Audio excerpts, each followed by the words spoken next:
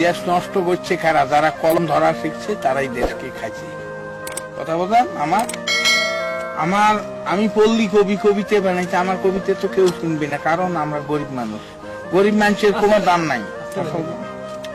তা এই যুগটি হলো কি জানেন, কেয়ামতের নমুনে জানি কিন্তু মানি না, গোনাগার দুযুগী হবে সে কথাও তো শুনি না।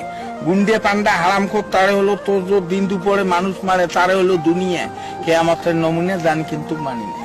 সরকারি চাকরি করে, বেতন 5,000, 50,000 টাকা মাসে খরচ দেখি তার, বাকি টাকা কেমনে আসে সে কথা আর বলি না। কেয়ামতের নমুনে জানি কিন্তু মানি না।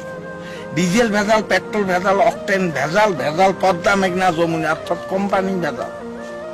কেয়ামতের নমুনে জানি কিন্তু মানি না।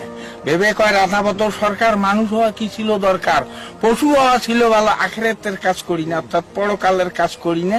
কেয়ামতের নমুনে জানি কিন্তু মানি না।